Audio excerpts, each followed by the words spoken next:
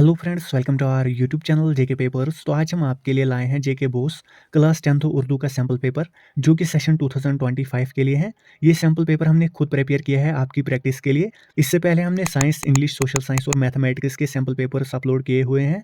अगर अभी तक आपने वो वीडियोज़ नहीं देखे तो उनकी लिंक्स भी आपको नीचे डिस्क्रिप्शन में मिलेगी, आप जाके उन्हें भी चेकआउट कर सकते हैं। इसके अलावा फेसबुक और टेलीग्राम की लिंक्स भी आपको नीचे डिस्क्रिप्शन में मिलेगी, आप जाके हमें वहाँ पर भी फॉलो ज़रूर कीजिए। सो अगर हम इस पेपर की बात करें तो इसमें टोटल नंबर ऑफ क्वेश्चंस 16 होते हैं। टोटल टाइम आपको इस पेपर में 3 घंटे मिलते हैं। मैक्सिमम मार्क्स यहाँ पर 80 होते हैं।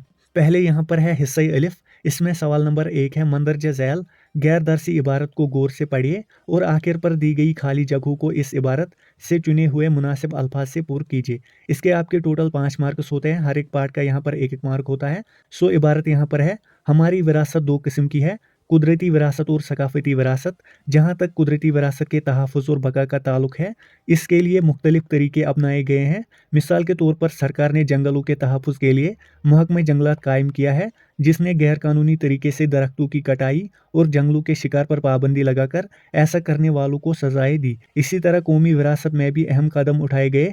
जहाँ तक सकाफती विरासत की बका और तहफ़्फ़ुज़ का ताल्लुक है, हुकूमत ने वक्तन फ़वक्तन बहुत से कानून पास किए हैं। मिसाल के तौर पर 1958 में कदीम यादगारों और आसार कदीमा की इमारतों के तहफ़्फ़ुज़ का कानून पास किया गया। सो अब नीचे इसी के रिलेटेड यहाँ पर क्वेश्चंस हैं। पहला पार्ट है, हुकूमत ने कुदरती विरासत के तहफ़्फ़ुज़ के लिए महकमा जंगलात कायम किया, जिसका एक बुनियादी मकसद डैश सरगर्मियों को रोकना था। सो इसका जो जवाब आएगा वो है गैर कानूनी सरगर्मियों को रोकना था। उसके बाद दूसरा पार्ट है, गैर कानूनी शिकार और दरख्तों की कटाई को रोकने के लिए हुकूमत ने जो इकदाम किए उनमें सख्त डैश का नाफिज भी शामिल था। इसका आंसर आएगा सज़ाओं का नाफिज भी शामिल था। फिर अगला पार्ट है, 1958 में पास किए गए कानून का ताल्लुक डैश और आसार कदीमा की इमारतों के तहफ़्फ़ुज़ से था। इसका जो जवाब आएगा वो है कदीम यादगारों और आसार कदीमा की इमारतों के तहफ़्फ़ुज़ से था।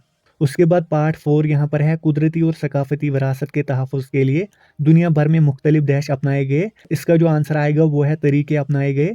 फिर यहाँ पर पार्ट 5 है, कौमी विरासत के तहफ़्फ़ुज़ के लिए जो इकदाम किए गए उनमें कवानीन के साथ साथ सख्त डैश भी शामिल थी। इसमें आएगा सज़ाएँ।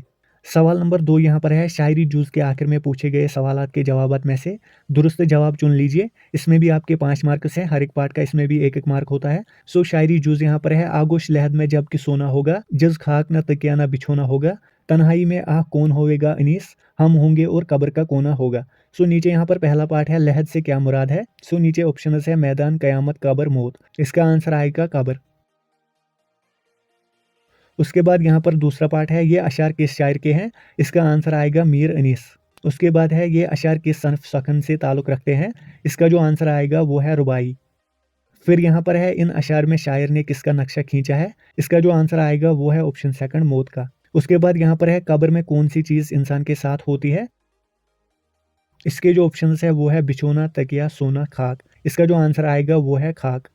फिर यहाँ पर सवाल नंबर 3 है, दरअसल इबारत को गौर से पढ़ने के बाद आखिर पर दिए गए सवालात के मुख्तसर जवाब लिखिए। इसके आपके 5 मार्क्स होते हैं। हर एक पार्ट का यहाँ पर भी एक एक मार्क होता है। सो इबारत यहाँ पर है, इंसानों का एक बाशऊर ग्रोथ जब मिलकर साथ रहने लगता है तो समाजी बिरादरी पैदा होती है। इसी समाज से समाजी शोर हासिल होता है कि इंसान अपनी बिरादरी में किस तरह मिलजुल कर जिए और जीने दे और किस तरह एक मजहब ज़िंदगी गुजारे।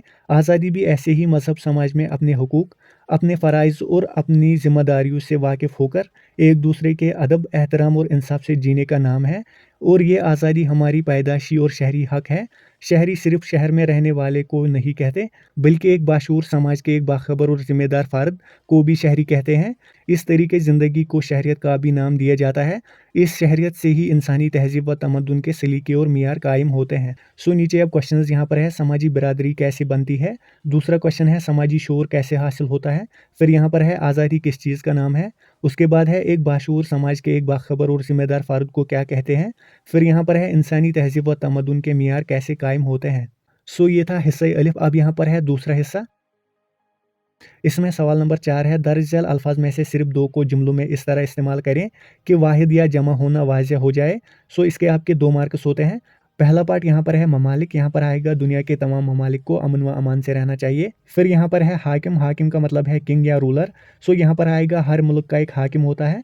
फिर यहाँ पर है वर्क, यहाँ पर आएगा किताब का हर वर्क कीमती मालूमात से भरा हुआ है। उसके बाद है फ़ौज, यहाँ पर आएगा हमारी फ़ौज मुल्क की हिफाजत के लिए तैयार है। आप इन्हें अपने जुमलों में भी इस्तेमाल कर सकते हैं, ज़रूरी नहीं है कि आप यही लिखिए। इसमें दूसरा पार्ट है, दर्ज झेल अल्फाज में से सिर्फ 3 को जुमलों में इस तरह इस्तेमाल कीजिए कि ताज़कीर व तहनीस वाज़ेह हो जाए। इसके आपके 3 मार्क्स होते हैं। पहला पार्ट यहाँ पर है किताब, यहाँ पर आएगा ये मेरी पसंदीदा किताब है। उसके बाद है गोड़ी, मेरी गोड़ी बहुत ही तेज़ रफ्तार से चलती है। फिर यहाँ पर है बैल, यहाँ पर आएगा बैल ने ज़मीन पर हल चलाया। उसके बाद है शरबत, गर्मी में ठंडा शरबत पीना बहुत ही अच्छा लगता है। उसके बाद यहाँ पर सवाल नंबर 5 है, दिए गए हरूफ में से सिर्फ 2 की तारीफ व मिसाल लिखिए। इसके आपके 4 मार्क्स होते हैं। पहले यहाँ पर है हरूफ जार। हरूफ जार वो हरूफ है जो इसम को फ़ैल से मिलाते हैं, जैसे कि मैं, पार से, ऐसे ही। उसके बाद यहाँ पर है हरूफ तहसीन। हरूफ तहसीन वो हरूफ है जो तारीफ करने के काम आते हैं, जैसे कि शाबाश, वाह, ऐसे ही हरूफ। उसके बाद है हरूफ अतफ़। हरूफ अतफ़ वो हरूफ है जो 2 या 2 से ज़्यादा अल्फाज या जुमलों को मिलाते हैं, जैसे कि और, या, लेकिन, ऐसे ही। उसके बाद यहाँ पर है सवाल नंबर 6, इसमें है हिदायत के मुताबिक जवाब लिखिए। इसके आपके 5 मार्क्स होते हैं। यहाँ पर पहले है बिल्ली ने चूहे को पकड़ा, इस जुमले में चूहा क्या है? इसमें आएगा मफ़ऊल। उसके बाद यहाँ पर है मैंने सेब खाया, इस जुमले में सेब क्या है? इसका जो आंसर आएगा वो है इसमें मफ़ऊल। फिर यहाँ पर है राशिद ने कुत्ते को मारा, इस जुमले में लफ्ज़ राशिद कवायद के लिहाज से क्या है? इसका जो आंसर आएगा वो है फ़ाइल। फ़ाइल यानी कि सब्जेक्ट। उसके बाद यहाँ पर है दर्जी कपड़े सीता है, इस जुमले में लफ्ज़ दर्जी क्या है? इसका भी आंसर फ़ाइल आएगा। उसके बाद यहाँ पर है क्या शानदार इमारत है, इस जुमले में शानदार कवायद के लिहाज से क्या है? इसके ऑप्शंस हैं मफ़ऊल, फ़ाइल, इसमें सिफ़त, इसमें मुआरिफ़ा। इसका जो आंसर आएगा वो है इसमें सिफ़त। फिर यहाँ पर है सवाल नंबर 7, दर्ज झेल मुहावरात में से सिर्फ 2 को जुमलों में इस्तेमाल कीजिए। इसके आपके 2 मार्क्स होते हैं। पहले यहाँ पर है खून खोलना, खून खोलना का मतलब है बहुत गुस्सा होना। इसमें यहाँ पर सेंटेंस आएगा झूठ सुनकर मेरा खून खोल उठा। उसके बाद यहाँ पर है हाथ न लगाना, हाथ न लगाना का मतलब यहाँ पर है किसी चीज़ से दूर रहना। यहाँ पर सेंटेंस आएगा मैं नशे को हाथ भी नहीं लगाता हूँ। उसके बाद यहाँ पर है हका बका होना, हका बका होना का मतलब है सरप्राइज होना। यहाँ पर सेंटेंस आएगा नतीजा देखकर वो हका बका रह गया। उसके बाद यहाँ पर सवाल नंबर 8 है, दर्ज झेल में से किसी एक जुमले की तरकीब नहवी कीजिए और जुमले का नाम लिखिए। इसके आपके 4 मार्क्स होते हैं। पहले यहाँ पर है उस्ताद बच्चों को पढ़ाता है, दूसरा यहाँ पर है मछली पानी में तैर रही है। सो ये था दूसरा हिस्सा। अब यहाँ पर है हिस्सा जीम। यहाँ पर सवाल नंबर 9 है, दर्ज झेल असनाफ में से किसी एक सनफ पर नोट लिखिए। इसके आपके 5 मार्क्स होते हैं। पहले यहाँ पर है नावल, ड्रामा, गज़ल, मरसिया। फिर यहाँ पर सवाल नंबर 10 है, दर्ज झेल असबाक में से किसी एक का खुलासा लिखिए। इसके भी आपके 5 मार्क्स होते हैं। पहले यहाँ पर है हाली, फिर है इबरत, उसके बाद है आसमान, फूल और लहू। उसके बाद यहाँ पर सवाल नंबर 11 है, अशार की तशरीह शायर के हवाले से कीजिए। इसके आपके 6 मार्क्स होते हैं। पहले यहाँ पर है ज़मीन चमन गुल खिलाती है क्या क्या, बदलता है रंग आसमान कैसे कैसे। यह आपको करना है, कौन है जो नहीं है हाजतमंद, किसी की हाजत रवा करे कोई। फिर यहाँ पर दूसरा पार्ट है, तमन्नाओं में उलझाया गया हूँ, खिलौने दे के बहलाया गया हूँ। यह आपको करना है, हर एक रंग में काटेंगे हम सज़ा ही सही, ये ज़िंदगी किसी मुफलिस की बद्दुआ ही सही। उसके बाद तीसरा पार्ट है, न गोरे सिकंदर न है कब्रदारा, मिटे नाम यूं के निशा कैसे कैसे। यह आपको करना है, मौत का एक दिन मुइन है। फिर यहाँ पर है, नींद क्यों रात भर नहीं आती, ये शायद गालिब की गज़ल से लिया गया है। उसके बाद सवाल नंबर 12 है, दर्ज झेल सवालात में से सिर्फ 2 के जवाब लिखिए। इसके आपके 5 मार्क्स होते हैं। पहला पार्ट है अफसाना, आसमान, फूल और लहू में मौजूद आंटी के किरदार पर 3 जुमले लिखिए। उसके बाद दूसरा सवाल है, पंडित चंद्रदर अपने पेशे से बेजार क्यों थे। तीसरा पार्ट है, मौलाना हाली ने अमली दुनिया में कौन सी यादगारें छोड़ी हैं। उसके बाद फोर्थ पार्ट है, शहजादे के चाचा को बजाय अबू जहल क्यों कहा गया। उसके बाद सवाल नंबर 13 है, दर्ज झेल सवालात में से सिर्फ 2 के जवाब लिखिए। इसके भी आपके 5 मार्क्स होते हैं। पहला है, मुफलिस को हर वक्त किस चीज़ की फ़िक्र रहती है। उसके बाद दूसरा सवाल है, हज़रत इमाम हुसैन रज़ी अल्लाह तआला अन्हु ने यजीदू से क्या सवाल किया है। फिर तीसरा सवाल है, कसीदे शहर आशूब को शायर ने शहर आशूब क्यों करार दिया है। फिर है पार्ट 4, नात किसे कहते हैं। उसके बाद सवाल नंबर 14 यहाँ पर है, दर्ज झेल में से किसी एक के हालात ज़िंदगी पर नोट लिखिए। इसके आपके 5 मार्क्स होते हैं। पहले है मिर्ज़ा गालिब, दूसरा है अल्लामा इकबाल, फिर है सर सैयद अहमद खान, उसके बाद है प्रेमचंद। उसके बाद यहाँ पर है हिस्सा दाल, ये लास्ट हिस्सा है इस पेपर का। इसमें सवाल नंबर 15 है, अपने दोस्त को इम्तिहान में कामयाब होने पर मुबारकबादी का खत लिखिए। इसके आपके 6 मार्क्स होते हैं। ये आपको लिखना है, अपने स्कूल के सरबराह के नाम डिस्चार्ज सर्टिफिकेट हासिल करने के लिए दरख्वास्त लिखिए। उसके बाद सवाल नंबर 16 यहाँ पर है, दिए गए अनवानात में से किसी एक पर 200 अल्फाज पर मुश्तमिल मजमून लिखिए। इसके आपके 8 मार्क्स होते हैं।